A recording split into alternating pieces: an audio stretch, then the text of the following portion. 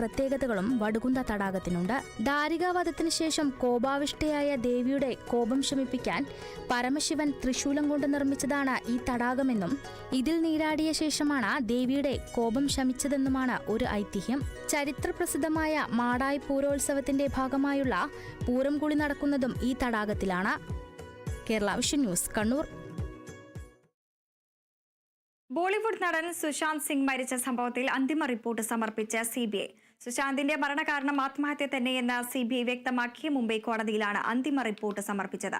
അതേസമയം സുശാന്തിന്റെ മരണവുമായി ബന്ധപ്പെട്ട് സുഹൃത്തും നടിയുമായ റിയ ചക്രവർത്തിക്ക് പങ്കുള്ളതായി കണ്ടെത്താൻ കഴിഞ്ഞിട്ടില്ലെന്നും റിപ്പോർട്ടിൽ പറയുന്നുണ്ട്.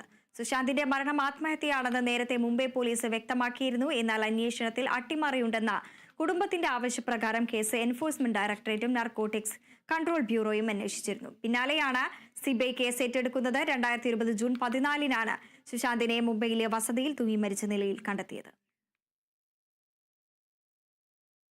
ജനവാസ മേഖലയിൽ കൊക്കോ മരത്തിൽ കയറിക്കൂടിയ രാജവെമ്പാലയെ പിടികൂടി ഉൾവനത്തിൽ തുറന്നുവിട്ടു. ഇടുക്കി മാങ്കുളം ഫോറസ്റ്റ് ഡിവിഷന് കീഴിലുള്ള ആനക്കുളം സെഷൻസ് പരിധിയിൽ വരുന്ന ഷേവൽക്കുടി ട്രൈബൽ സെറ്റിൽമെന്റിലായിരുന്നു രാജവെമ്പാലയെ കണ്ടത്. പ്രദേശവാസികൾ വിവരം അറിയിച്ചതോടെ രാജവെമ്പാലയെ പിടികൂടി നീക്കി.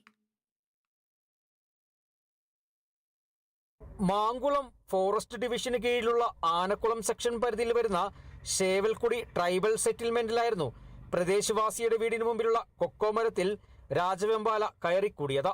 12 അടി നീളവും ഏകദേശം 15 കിലോ തൂക്കം